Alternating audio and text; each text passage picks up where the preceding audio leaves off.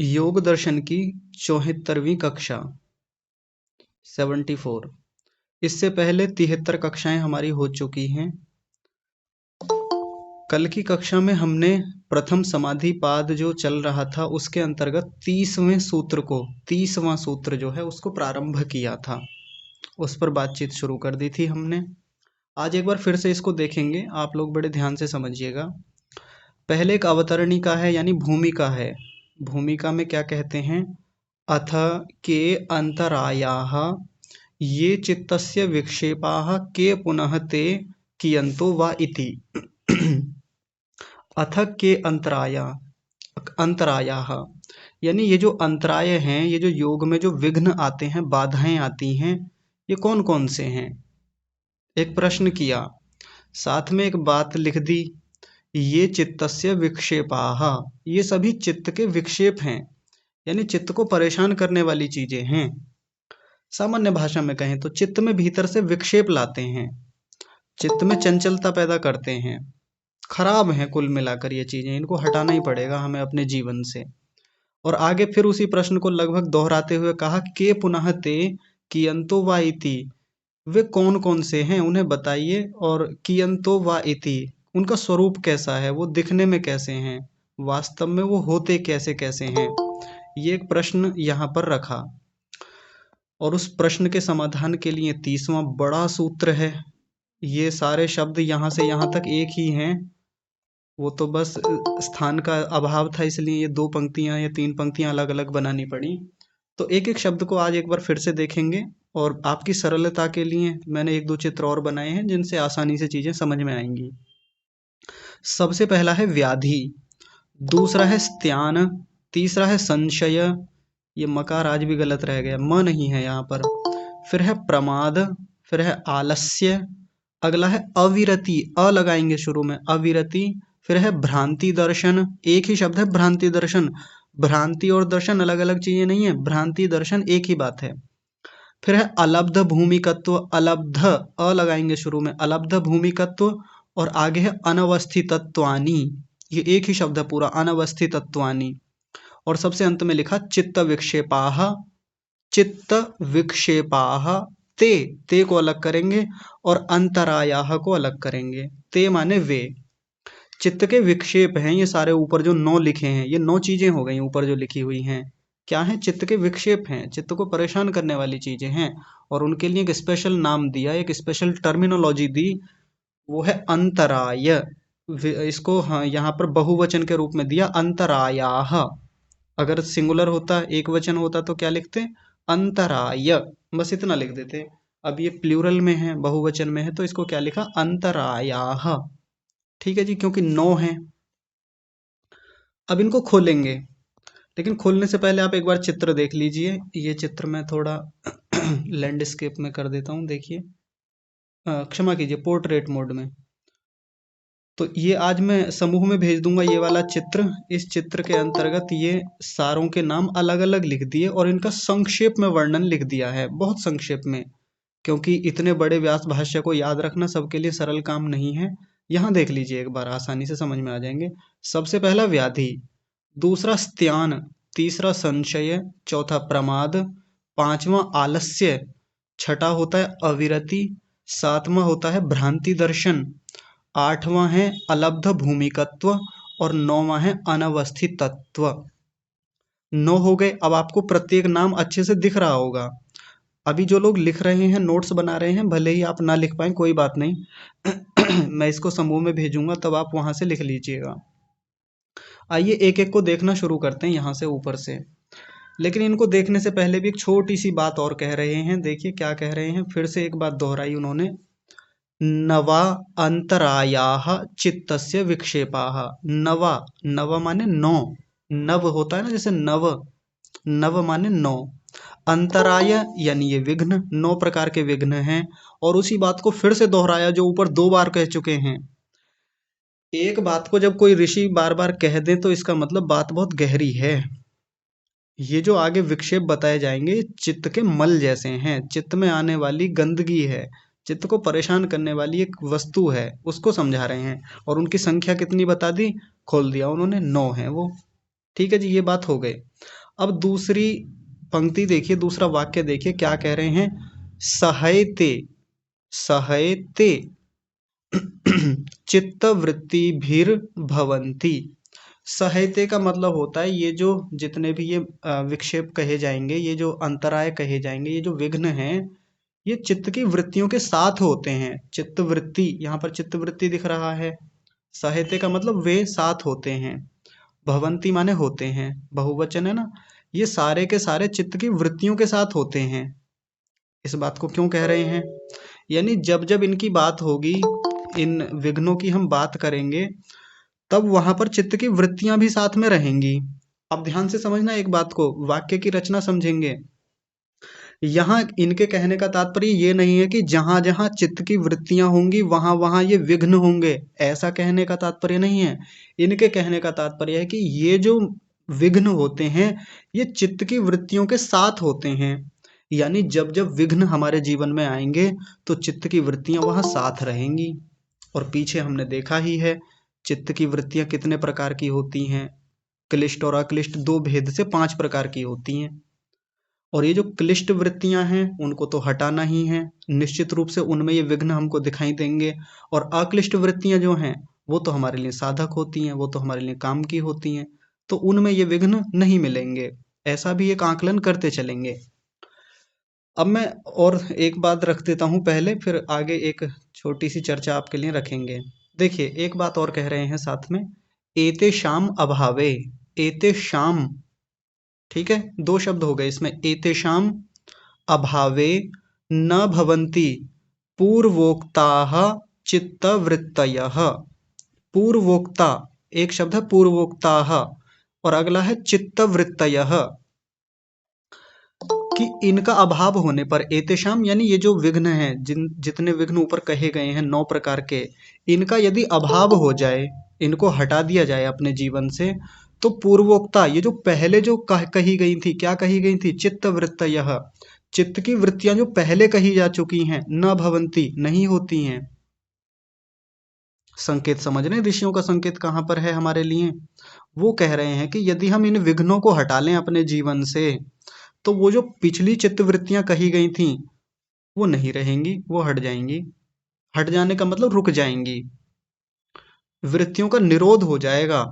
जिन वृत्तियों के निरोध के लिए हम भागे फिरते हैं, इतना प्रयास करते हैं, इतना जप करते हैं, साधना करते हैं, इतना कुछ करना पड़ता है, यदि ये सारी आगे जो ये विघ्न कहे जाएंगे 9 प्रकार के, यदि ये विघ्नों का अभाव हो जाए हमारे जीवन से, हम इनको हटा लें सबको, तो क्या होगा, वो जो सभी प्रकार की वृत्तियां पीछे कही गई हैं, क्लिष्ट और अक्लिष्ट भेद से 5 प्रकार की जो वृत्तियां थीं, वो नहीं रहेंगी, न भवंती नहीं होती हैं, फिर वो बाधा नहीं करेंगी हमारे लिए।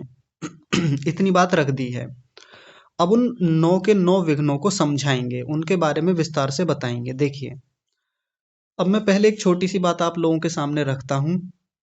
अब जब इन 9 प्रकार के विघ्नों को हम देखेंगे, आराम से देखेंगे, विस्तार से उदाहरणों सहित अपने जीवन में टटोलेंगे, तो निवेदन आपसे ये है कि एक एक विघ्न को पकड़ करके आप अपने जीवन में देखेंगे, अवलोकन करेंगे, आकलन करेंगे अपने जीवन का, कि क्या हमारे जीवन में भी तो इनमें से कोई विघ्न नहीं है। कितने विघ्न हैं, कितने चल रहे हैं, कितने हटा लिए हैं, कितने हट गए हैं, कितने अभी भी हैं जो बहुत परेशान कर रहे हैं हमारे चित्त को, हमारे मन को, कितनों को हटाना शेष है, कैसे हटाएं, कितने अंशों में हट गए हैं। ऐसा एक बार देखते चलेंगे ध्यान से। तो देखिए यहाँ तत्र शब्द लिखा हुआ है, तत्र माने वहां, यानी अब आगे की बात शुरू होगी, उससे पहले तत्र शब्द लगाया। अब यहाँ व्यास भाष्य में संख्याएं तो नहीं लिखी हुई, लेकिन आप लोगों की सरलता के लिए ये मैंने यहाँ पर संख्याएं लिख दी, ताकि याद भी रहे कि ये पहला विघ्न है, ये दूसरा है, ये तीसरा है, और उनको पंक्तियों में बांट दिया। पहली पंक्ति में पहले विघ्न को खोल रहे हैं, और उस विघ्न का नाम है व्याधि।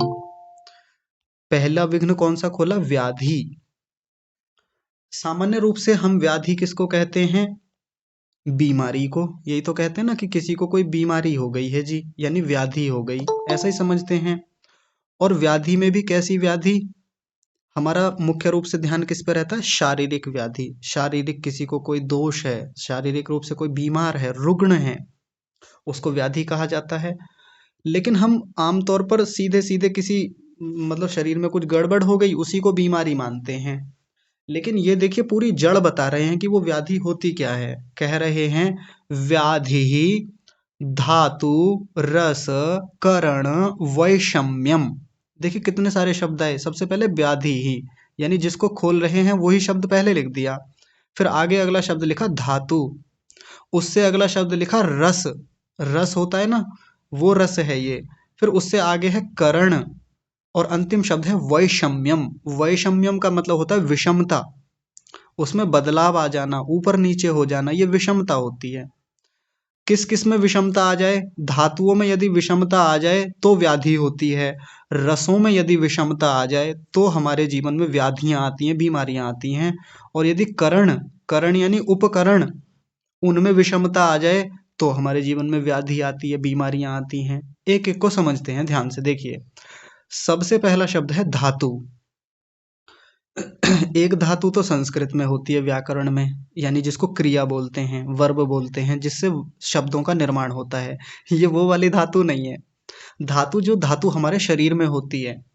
अब जिन लोगों ने थोड़ा बहुत आयुर्वेद को पढ़ा होगा वो सोच रहे होंगे जी धातु का मतलब ये सप्त धातुओं से कह रहे होंगे। यहाँ पर 7 धातुएं होती है ना, रस रक्त मांस मेद मज्जा अस्थि शुक्र, ऐसे करके जो 7 धातुएं कही जाती हैं आयुर्वेद में। लेकिन यहाँ उन धातुओं को नहीं लेंगे, क्योंकि उसके लिए आगे रस शब्द अलग से पढ़ दिया है। रस, जब धातुओं की बात करते हैं तो धातुओं की शुरुआत कहाँ से होती है? रस से होती है। जब हम कोई भोजन करते हैं, कुछ भी खाते हैं या पीते हैं, सबसे पहले उसका रस जाके बनता है हमारे भोजन, हमारे अंदर पेट में रस ही तो बनता है। वहां से धातुओं का बनना शुरू होता है, जिनको आमतौर पर हम धातुएं कहते हैं। तो उसके लिए रस शब्द अलग से दे दिया। तो जब हम रस कहेंगे तो रस के भीतर वो सातों चीजें आ जाएंगी, सातों रस आ जाएंगे। रस भी आ जाएगा, रक्त भी आ जाएगा, मांस भी आ जाएगा, मेद भी आ जाएगा, अस्थि भी आ जाएगा, मज्जा आ जाएगा, और शुक्र धातु होती है वो भी इसी में आ जाएगी। तो उन सातों को नहीं लेंगे, वो क्षमा कीजिए, उन सातों को तो रस के अंतर्गत लेंगे। लेकिन ये जो धातु शब्द है, यहाँ धातु के अंतर्गत लिया जाएगा वात पित्त और कफ को। अब इन वात पित्त कफ को धातु भी कहा जाता है आयुर्वेद में, और इनको दोष भी कहा जाता है। धातु भी कहा जाता है और दोष भी कहा जाता है। दोष इसलिए कहा जाता है क्योंकि इनके ऊपर नीचे होने पर शरीर में दोष उत्पन्न होते हैं। किसी का मान लीजिए जो वात है वो बढ़ जाए तो शरीर में बहुत प्रकार की बेचैनियां शुरू हो जाती हैं, दर्द शुरू हो जाता है, जोड़ों में दर्द होता है ना, वो इसी वात की विषमता के कारण से होता है। वैषम्य, ये वैषम्य शब्द का मतलब है विषमता। विषमता यानी अगर वात ठीक ठीक है उसको कहेंगे समता, सही मात्रा में हमारे शरीर में काम कर रहा है, शरीर स्वस्थ रहेगा, वो है समता। लेकिन यदि वात ऊपर नीचे हो जाए थोड़ा बहुत भी, तो हमारे शरीर में व्याधि होनी शुरू हो जाती है, बीमारी हो जाती है, परेशानी होती है। ये वात नाम की धातु हो गई पहली। अगली होती है कफ। कफ भी यदि ऊपर नीचे हो जाए तो शरीर में बहुत सारी समस्याएं होती हैं। कम हो जाए तो शरीर में शुष्कता आने लगती है, शरीर रूखा रूखा रहने लगता है। और ज्यादा हो जाए तो शरीर का भार बढ़ने लगता है, उसमें स्निग्धता बढ़ने लगती है, तैलीय त्वचा हो जाती है, और भी बहुत सारी बीमारियां बढ़ती हैं। ऐसे ही पित्त होता है, पित्त पित्त भी कम या अधिक हो तो उससे भी समस्याएं आती हैं, व्याधि होती है। किन्हीं लोगों का पित्त बहुत बढ़ जाता है तो एसिडिटी की समस्या होती है। कम हो जाए तो उसके भी अलग रोग हैं, बहुत प्रकार के रोग होते हैं। तो ये धातुओं में विषमता का मतलब है कि वात पित्त और कफ यदि ऊपर नीचे हो जाएं तो उससे जो एक समस्या उत्पन्न होती है उसका नाम दिया व्याधि। और ये योग में विघ्न है। बार बार मैं उस बात को बोलता रहूंगा हर किसी के साथ। इन धातुओं का ऊपर नीचे होना बड़ी व्याधि है, और ये क्या है? योग में बाधक है। अब आप सब लोग अपने अपने जीवन में अपने आप को टटोल कर देखें, किसी न किसी के साथ कुछ ना कुछ अंशों में थोड़ी बहुत मात्रा में व्याधि होती ही है। कोई ना कोई रोग, कोई ना कोई बीमारी चलती ही है। जैसे कक्षा में कोई बड़े लोग हैं, बुजुर्ग हैं, आयु वृद्ध हैं, अब उनके साथ क्या है जी, जोड़ों में दर्द रहता है, एसिडिटी बहुत रहती है, पेट साफ नहीं रहता है, और शरीर बड़ी जल्दी थक जाता है, या उल्टी होती है, किसी को मधुमेह की बीमारी है। ये किसके कारण से है? इन्हीं धातुओं की विषमता के कारण से होती है।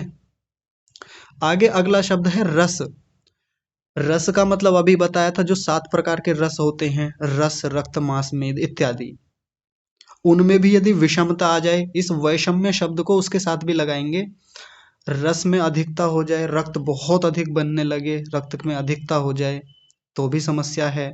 और उसमें हीमोग्लोबिन की मात्रा कम हो जाए तो उसको कह देते हैं रक्त में कमी हो गई, विषमता हो गई। वो भी एक बाधा है, वो भी एक बड़ी समस्या लेके आता है साथ में। इससे आगे के आप अपने आप देख लीजिएगा, रस के आगे आता है रक्त, मांस, मेद इत्यादि, कुछ भी हो वो फिर यदि, जैसे एक चीज होती है मेद, मेद जिसको हम सामान्य भाषा में चर्बी बोलते हैं, यानी जो हमारे जोड़ों को, हमारी हड्डियों को स्निग्धता देती है, चिकनाई देती है, वो मेद यदि ज्यादा हो जाए तो भी समस्या करती है, कम हो जाए तो भी समस्या करती है, फिर और बाधा होती है कम होने पर, तो वो भी तो विषमता ही होती है ना। और यदि ऐसी स्थिति बनने लगे, ऐसा व्यक्ति बीमार हो जाता है, और बीमार व्यक्ति योग में आगे नहीं बढ़ पाता। ये बात तो आप लिख कर ले लीजिए।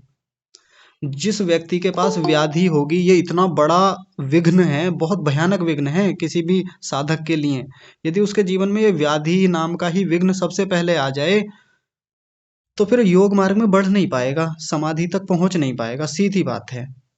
लेकिन एक मजेदार बात है, पिछले प्रकरण को फिर से उठाएंगे। इससे पहले का जो सूत्र है, 29वां सूत्र, याद करते चलेंगे बार बार। पिछले सूत्र में क्या कहा था कि यदि हम ईश्वर प्रणिधान करते हैं, यदि हम ओम का जप करते हैं, अर्थ की भावना पूर्वक करते हैं, तो ये सारे विघ्न समाप्त हो जाते हैं। देखिए कितनी मजेदार बात है। यदि हमको इन सभी व्याधियों को समाप्त करना है, इन विघ्नों को समाप्त करना है, तो क्या करें? ईश्वर प्रणिधानात् न भवंती, ईश्वर प्रणिधान से ये नहीं होते हैं। अभी पीछे देख के आए हैं, कल ही देखा था हमने, तो पीछे के प्रसंग को भूलेंगे नहीं। अब आपके लोगों के मन में एक प्रश्न चलेगा बार बार, लेकिन उस प्रश्न को आप विचार में लेके आइएगा, सोचते रहिएगा। प्रश्न ये आएगा कि ईश्वर प्रणिधान करने से ये व्याधियां कैसे दूर हो जाती हैं, ये बीमारियां कैसे ठीक हो जाती हैं, जप करने से क्या ये जो विघ्न आगे कहे जाएंगे ये सब दूर हो जाते हैं? तो ऋषि तो कह रहे हैं कि हो जाते हैं। अब ऋषियों ने कहा है तो बात ठीक ही होगी, झूठ तो कहेंगे नहीं। तो फिर सच्चाई क्या है उसके पीछे, कैसे होता है, इस पर बाद में विचार करेंगे। अभी तो पहले एक बार इनको सबको देखते चलें। एक अगला शब्द है इसमें करण। करण का मतलब होता है साधन, उपकरण। जैसे हम उपकरण कह देते हैं जिसको सामान्य भाषा में, हमारे पास उपकरण बहुत सारे हैं।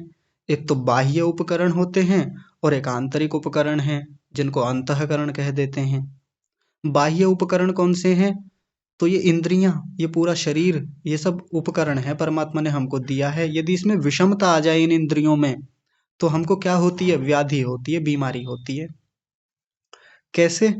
जैसे आंख है, आंख में कोई विषमता आ गई, विषमता आने का मतलब कोई दोष आ गया, दृष्टि कमजोर पड़ने लगी, दिखता नहीं है वो उतने अच्छे से, पढ़ा नहीं जाता, किसी चीज पे ध्यान लगाना चाहते हैं, किसी चीज को बारीकी से देखना चाहते हैं, देख नहीं पाते हैं। ये क्या है? करण की विषमता है, इंद्रिय की विषमता, इंद्रिय का दोष है। ऐसे व्यक्ति को बड़ी बाधा होती है योग मार्ग में। और देख लीजिए, सारी इंद्रियों को टटोल लीजिए, कानों को ले लीजिए, कानों से सुना नहीं जाता है। अभी स्वाध्याय बहुत कमजोर है, स्वाध्याय बहुत ऊंचे स्तर का है नहीं, तो काम तो कानों से ही चलता है ना, सुन करके। आप लोग भी जो इस समय कक्षा में जुड़े हुए हैं, सुन रहे हैं, यदि कान अच्छे से काम कर रहे हैं तो हम योग की बातों को सुन रहे हैं, ईश्वर संबंधी बातें सुन पा रहे हैं, चीजों को धारण कर पा रहे हैं। अगर सुनना ही बंद कर दें तो काम नहीं चल पाएगा। क्या वो गहरी योग की बातें, साधना की बातें, आगे आने वाली जो और सावधानियां हैं, इतने सारे साधन बताए जाएंगे, क्या अगर कान ना हो हमारे तो क्या उन सब चीजों को जान पाएंगे हम? नहीं जान पाएंगे। व्याधि है बहुत बड़ी, बड़ा विघ्न है किसी भी व्यक्ति के लिए। कोई व्यक्ति जो बहरा होता है, बधिर कहते हैं जिसको, बधिर, ये विषमता होती है करण की। अब आप किसी भी इंद्रिय को उठा लीजिए, मुख को ले लीजिए, इसके अलावा त्वचा को ले लीजिए। किसी व्यक्ति को त्वचा में विषमता है, चीजों का स्पर्श नहीं कर पाता है, त्वचा में खुजली रहती है, त्वचा में और कोई रुग्णता आ गई है, कोई दोष आ गया है, नासिका में सूंघने की शक्ति चली गई है, अब दुर्गंध भी आ रही है, सुगंध भी आ रही है, पता ही नहीं चल रहा है किसी प्रकार से, जिह्वा में कोई विषमता आ गई है, रसों का ही पता नहीं चलता, खूब होता है ऐसे लोगों के साथ। स्वाद का ही पता नहीं चलता, मीठे का पता नहीं चलता, मीठा खाते रहते हैं और पता ही नहीं चलता मीठा कितना खा गए। ऐसा बहुत होता है लोगों के साथ जिनको ये विषमता होती है करण में, और मीठा मीठा खा करके ब्लड शुगर लेवल बहुत हाई जाता है उनका, खूब होता है ये भी। ऐसे सभी आप इंद्रियों के बारे में देख लीजिए, सभी करण, और करण का मतलब अंतःकरण से भी ले लें। अंतःकरण यानी मन, बुद्धि, चित्त और अहंकार, वो चारों को ले लें। हालांकि मुख्य रूप से तो यहाँ पर शरीर के लिए ही लिया गया है, ये शरीर शारीरिक व्याधियों के बारे में बात है, लेकिन मन को ले लीजिए, कोई बात नहीं। मन में भी भीतर कोई दोष है, बुद्धि में कोई दोष है, बुद्धि में विषमता है। किसी की बुद्धि बहुत काम करती है, कई बार तो आवश्यकता से अधिक काम करती है, वो भी तो विषमता ही हुई ना। और किसी की बुद्धि काम करवे नहीं करती है, जितना कार्य करना चाहिए उतना करती नहीं है, तो ये भी तो एक विषमता ही हुई ना। तो ये किसकी विषमता है? करण की विषमता। ये भी व्याधि है, और ये योग में क्या है? बाधक है। यहाँ शारीरिक व्याधियों की ही बात मुख्य रूप से लेकर चलेंगे, शारीरिक बीमारियां। वैसे तो हमको व्यावहारिक जीवन में इनको ठीक करने के लिए प्रयास करना चाहिए, जितना प्रयास हम कर सकें, व्याधियां ना रहें हमारे जीवन में। रहेंगी तो योग मार्ग में आगे नहीं बढ़ पाएंगे, ये तो एक क्लियर कट स्टेटमेंट है, एकदम स्पष्ट वक्तव्य है। और यदि ईश्वर पर निधान करेंगे, आप ध्यान से समझेंगे, वो प्रश्न बार बार आपके दिमाग में उठेगा, कौंधेगा, कचोटेगा कि ईश्वर प्रणिधान करने से ये व्याधियां कैसे दूर हो जाएंगी। हम तो इतने सालों से उपासना कर रहे हैं, इतने सालों से ईश्वर प्रणिधान कर रहे हैं, साधना कर रहे हैं, हमारी तो व्याधियां नहीं हटी। या कितने लोग बड़े बड़े साधक होते हैं, वो खूब बीमार देखे जाते हैं, उनको भी बीमारियां आ जाती हैं। ये प्रश्न आएगा आप लोगों के मन में, इसका समाधान सबसे अंत में लेके चलेंगे। आइए अगला जो विघ्न है उसको देखते हैं दूसरे नंबर पर। दूसरे वाले विघ्न का नाम है स्त्यान। स्त्यान मैं थोड़ा इधर लिख देता हूँ, क्योंकि शब्द बड़ा अजीब सा है। स्त्यान ऐसा लिखा हुआ है, ठीक है। स्त्यान शब्द पीछे आया था, किसी को याद हो तो कोई बताएंगे कहाँ ये शब्द किसने पढ़ा था? हाथ खड़ा कीजिए यदि किसी को याद हो तो, पीछे कहाँ पढ़ा था हमने ये शब्द। यदि आपने बता दिया तो फिर मैं मान लूंगा कि आप लोग बड़े ध्यान से समझते हैं चीजों को।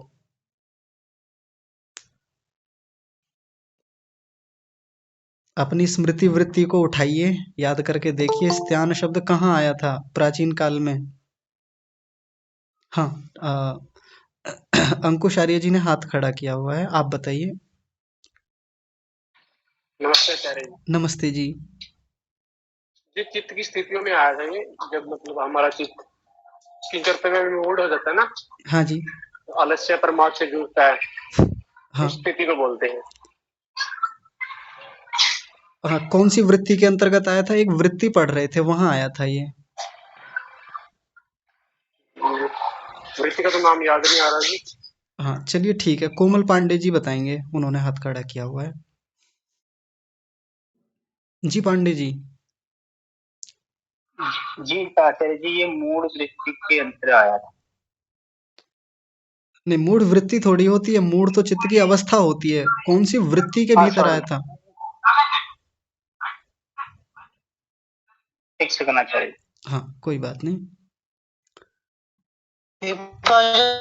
वृत्ति कौन सी? विपर्योगिक ज्ञान। नहीं नहीं नहीं नहीं। राजकुमारी माता जी आप बताइए। आचार्य स्मृति वृत्ति। हाँ, स्मृति वृत्ति में कहाँ आया था, कैसे आया था, कुछ याद दिलाएंगे? मतलब जैसे आलस्य प्रमाद के वजह से हम लोग रह जाते हैं, और हाँ कल करेंगे ऐसे, उसी हिसाब से ज्ञान का। नहीं नहीं माता जी, ये वहां नहीं आया था। म्यूट कीजिए आप। चलिए मैं बताता हूँ, हाँ रुकिए रुकिए, नीति माता जी बताएंगे। नीति माता जी। नमस्ते जी। नमस्ते जी। निद्रा वृत्ति में आया था। क्या बात है, बहुत निद्रा सुंदर। वृत्ति, निद्रा वृत्ति में आया था। माता जी थोड़ा सा बताएंगे निद्रा में ज्ञान का अभाव। हाँ ना, थोड़ा सा हाँ, खोल के निद्रा बताइए। में ज्ञान, जी। मन का आलसी हो जाना, जी। ऐसा कुछ बताया था आपने। हाँ। ज्ञान का अभाव होना, हाँ। जी, बहुत सुंदर माता निद्रा जी। में ज्ञान का अभाव होना, ऐसा हाँ कुछ हाँ, बताया था। ठीक है ठीक है। थोड़ा सा मैं और क्लियर कर देता हूँ इस बात को। निद्रा वृत्ति के अंतर्गत आया था, और वहाँ एक बात कही थी महर्षि व्यास जी ने। उन्होंने कहा था, जब हम सोकर के उठते हैं, निद्रा के बाद जब हम सोकर उठते हैं, तो उठने के बाद हम क्या क्या बोलते हैं? यदि हमको रात में अच्छी नींद आई थी तो क्या कहते हैं? प्रसन्नम मे मनः, मेरा मन बहुत प्रसन्न है। प्रज्ञा में विशारदी करोति, मेरी बुद्धि को निर्मल कर रहा है ऐसा मन। वहां देख के आए थे जब अच्छी नींद आती है। और जब नींद खराब आती है तो क्या कहते हैं? स्त्यानम में मनः, मेरा मन जो है खोया खोया सा है, चुरा चुरा सा है, जैसे किसी ने चुरा लिया हो। और फिर एक गाना बताया था आपको बॉलीवुड का, हालांकि वो हंसी मजाक में ताकि चीजें याद रहें इसलिए बताया था वो। नहीं तो योग की कक्षाओं में ऐसे बॉलीवुड के गाने मैं बोलता नहीं कभी इस प्रकार से। जैसे वो दिल चुरा लेने वाली बातें होती हैं गानों में, इस प्रकार से फिल्मों में, उसी शब्द को लेकर के, उसी को आधार बना करके ये स्त्यान शब्द को वहां खोला था। कि जब हम सुबह सोकर उठते हैं, और रात में निद्रा बड़ी तमोगुण वाली आई थी, जिसमें हमको ठीक से कुछ बोध नहीं हो पाया था, बहुत अलसाए से पड़े हुए थे हम, तब सुबह को उठ के बोलते हैं स्त्यानम में मनः, मेरा मन बड़ा खोया खोया सा है, जैसे किसी ने चुरा लिया है। ऐसा बोला था ना, चुरा लिया है तुमने जो दिल को, ऐसा एक गाना था। तो ये वैसा ही शब्द है यहाँ पर भी, स्त्यानम अकर्मण्यता चित्तस्य। स्त्यान शब्द को खोल रहे हैं, अकर्मण्यता चित्तस्य, चित्त की अकर्मण्यता का नाम होता है स्त्यान। स्त्यान फिर से समझेंगे, स्त्यान किसको कहते हैं? चित्त की अकर्मण्यता, मन की। अब देखिए, पिछला वाला जो विघ्न था वो था शारीरिक व्याधियों को लेकर के, शारीरिक समस्याओं को लेकर के। अब यहाँ से मन की बीमारियों को, मानसिक बीमारियों को लेकर के चर्चा चलेगी। चित्त की बात कर रहे हैं। हमारा जो मन है जब वो अकर्मण्यता की स्थिति में होता है, तब उस स्थिति को स्त्यान कहते हैं, और ये भी एक बड़ा विघ्न है। अब ये जो अकर्मण्यता शब्द है, इसका मतलब क्या होता है? इससे पहले कर्मण्यता शब्द को समझेंगे। कर्मण्यता, कर्मण्यता का मतलब होता है कर्म करने की प्रवृत्ति, कर्म करने की स्थिति। कोई व्यक्ति जो कर्मठ होता है, कर्म करने में प्रवृत्त होता है, जो पुरुषार्थी होता है, उसकी जो स्थिति होती है उसको कर्मण्यता बोलते हैं। यानी जो व्यक्ति कमाऊ है, काम करने वाला है, लगा रहता है, जुटा रहता है, उसको तो कहेंगे कर्मण्यता। लेकिन इसमें अ लगा दीजिए, अकर्मण्यता, जो व्यक्ति काम ही नहीं कर पा रहा है। लेकिन यहाँ व्यक्ति की बात नहीं है, यहाँ चित्त की बात है। चित्त में जब अकर्मण्यता आ जाए, तब उसको कहते हैं स्त्यान, और ये बड़ा विघ्न है। ये होता किसके साथ है? तो आइए देख लेते हैं। आजकल जिसको हम डिप्रेशन बोलते हैं, तनाव बोलते हैं, एंजाइटी जैसी कुछ स्थितियां हैं, वो लगभग यहाँ कही जा रही है स्त्यान के भीतर। व्यक्ति की सैडनेस एक ऐसे लेवल पर है जहां जाकर वो भीतर से कुछ कर ही नहीं पा रहा है, उसका मन किसी चीज के लिए प्रेरित हो ही नहीं रहा है आगे को। कोई वैसी समस्या नहीं है उसके भीतर कि कोई स्पेशली कोई समस्या हो गई है भीतर से, कोई व्याधि आ गई है, कोई बीमारी आ गई है। सैडनेस में यही तो होता है, व्यक्ति किसी ऐसे कारण से ऐसी स्थिति में पहुंच जाता है कि जहां भीतर से कुछ करने की इच्छा ही नहीं है, प्रवृत्ति नहीं है। जैसे कई बार किसी के साथ दुर्घटना हो जाए, घर में किसी की मृत्यु हो जाए, और मृत्यु के समय कई बार शौक लगता है, व्यक्ति एक तनाव जैसी स्थिति में पहुंच जाता है, लंबे समय तक खोया खोया सा बैठा रहता है। वो खोया खोया सा, ये स्त्यान शब्द से ही पता चलता है। स्त्यान माने जैसे उनका मन किसी ने चुरा लिया हो, खो गया हो मन कहीं।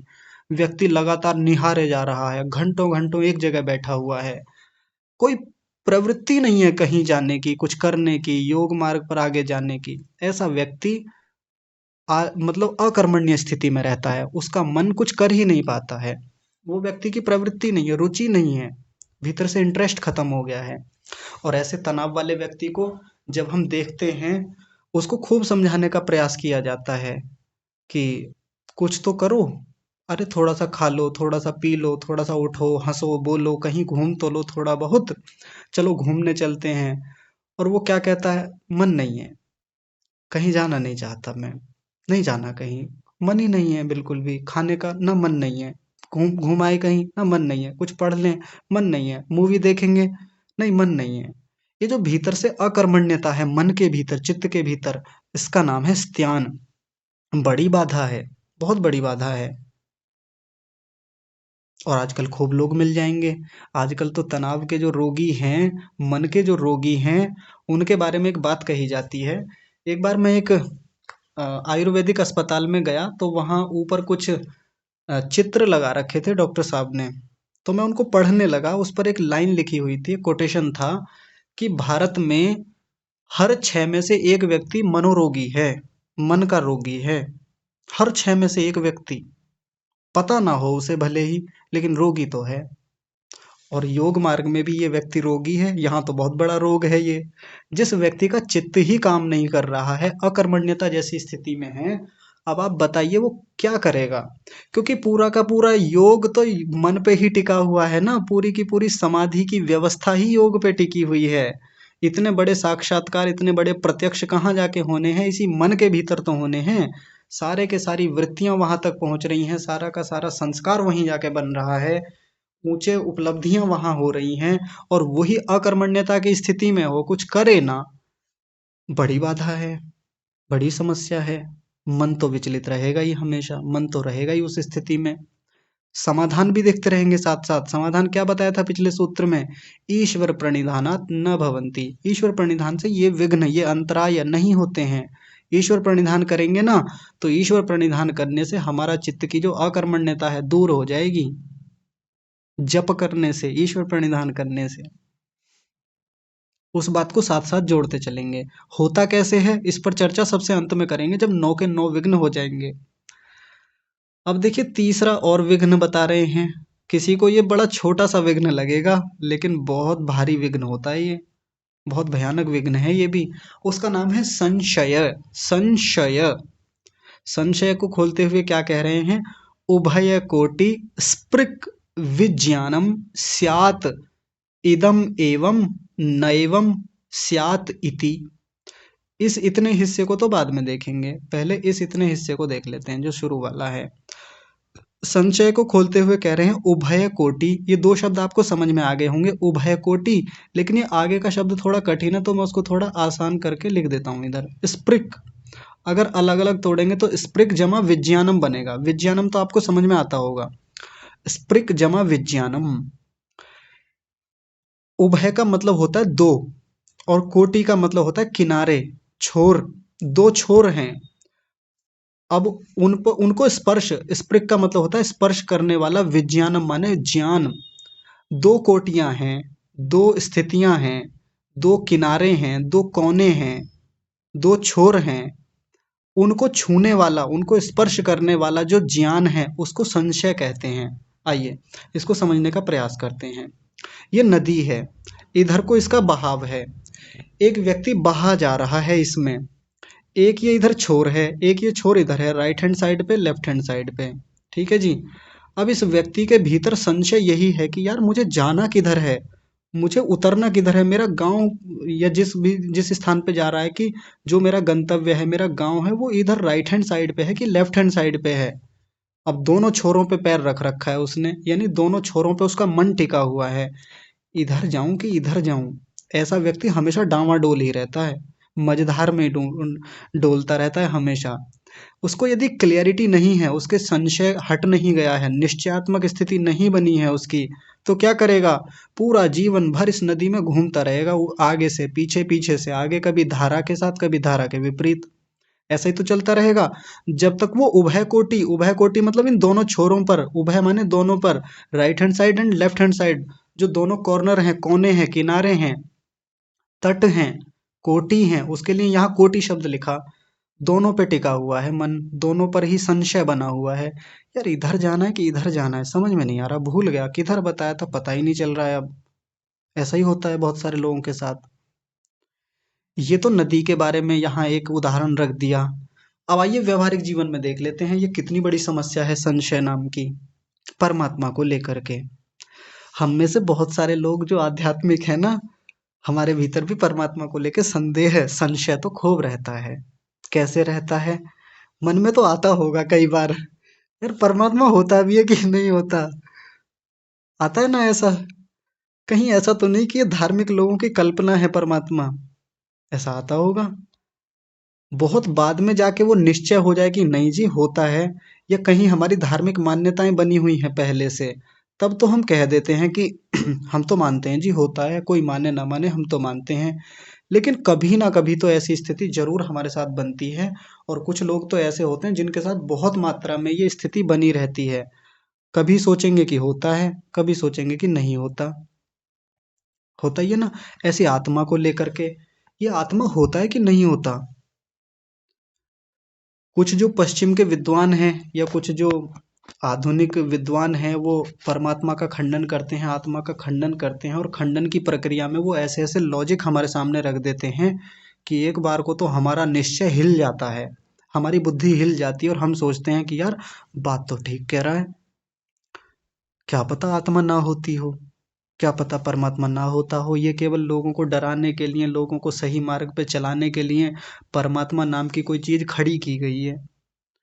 ये हो सकता है इस शरीर के भीतर आत्मा ना हो, ये हो सकता है कि कुछ जो वैज्ञानिक कहते हैं कि इसके कारण से शरीर चलता है, इसके कारण से चलता है, प्राणों के कारण से चलता है, इसके कारण से चलता है शरीर, हो सकता है ऐसा कुछ हो, आत्मा नाम की कोई चीज होती ना हो इसके भीतर। ये संशय तो रहता ही है ना हम लोगों को। और भी बहुत सारी चीजों को लेकर संशय रहता है। ये समाधि होती भी होगी कि नहीं होती होगी, कहीं वैसे ही तो फालतू में ही तो नहीं लिख दिया कि समाधि होती है। हमें तो आज तक कभी देखने को मिली नहीं समाधि कैसी होती है। ऐसा आता है मन में, कैसी होती होगी समाधि, होती भी है कि नहीं होती। ये जो दो छोरों पे व्यक्ति टिका हुआ है, एक ज्ञान नहीं बन पा रहा है, एक निश्चयात्मक स्थिति नहीं हो पा रही है उसकी, इसको कहा जाता है संशय। और संशय का उदाहरण देते हुए एक बड़ा रोचक और प्रसिद्ध उदाहरण आप लोगों ने सबने सुना ही होगा। जैसे अंधेरा कमरा है, अंधेरे कमरे में हल्का हल्का सा उजाला है, बहुत हल्का हल्का सा। एक व्यक्ति गया, सामने रस्सी पड़ी हुई थी, रस्सी पर जैसे ही नजर पड़ी एकदम से उछल गया, कूद गया वहां से और बाहर आ गया। किसी ने पूछा क्या हुआ, उसने कहा जी सांप बैठा है भीतर। अब वो निश्चय नहीं है क्योंकि उजाला नहीं है, पूरी तरीके से एक प्रकाश की स्थिति नहीं है। तो कभी तो लगता है कि अरे नहीं रस्सी थी, किसी ने कहा रस्सी थी, अरे रस्सी नहीं थी सांप था, सांप नहीं रस्सी थी। यही संशय बना रहता है कब तक, जब तक पूरा प्रकाश ना हो जाए। प्रकाश हो गया, सामने दिख गया कि रस्सी ही है, ये निश्चयात्मक स्थिति है। लेकिन इस संशय का होना एक बड़ी बाधा है। यदि परमात्मा के बारे में संशय ऐसे ही बना रहा, आत्मा के बारे में संशय बना रहा, मन के बुद्धि के बारे में संशय बना रहा, ये मन नाम की भी कोई चीज होती है नहीं होती। आगे चर्चा आएगी, कुछ लोग तो दो मन मानते हैं भीतर, ऐसा मानते हैं कि दो मन होते हैं, और कुछ लोग ऐसा मानते हैं कि बहुत सारे मन होते हैं। आप लोग भले ही एक मन मानते हो, लेकिन जिस समय योग दर्शन लिखा गया था ना, उस समय लोगों की ऐसी मान्यताएं थी कि जितनी वृत्तियां होती हैं उतने ही मन होते हैं। आगे चर्चा आएगी, महर्षि व्यास जी इस चर्चा को व्यापक रूप से रखेंगे हमारे सामने। हम तो एक मानते हैं क्योंकि हमने सुन रखा है कि एक मन होता है, लेकिन ऐसे ऐसे लोग महर्षि व्यास जी के समय में रहे होंगे जो बहुत सारे मन मानते होंगे कि एक मन नहीं होता जी, मन तो बहुत सारे होते हैं। ये संशय बहुत सारे लोगों के भीतर है। अब परमात्मा को लेके ही संशय हो जाए, मुक्ति को लेके ही संशय हो जाए, मृत्यु के बाद क्या होगा, होगा भी कि नहीं होगा, जन्म ये अंतिम और पहला जन्म तो नहीं है, कहीं इसके बाद जन्म ही ना हो, पुनर्जन्म ना ही हो, मुक्ति होती भी है कि नहीं होती, अगर इन सब बातों में संशय है, व्यक्ति का एक ज्ञान बन ही नहीं पा रहा है, उभय कोटि स्पृक विज्ञानम, दोनों स्थितियों को पकड़े हुए है, बड़ी बाधा है, नहीं बढ़ पाएगा, हमेशा डांवाडोल रहेगा उसी व्यक्ति की तरह जो नदी में घूम रहा है, जिसको यही पता नहीं है कि जाना किस छोर पे है।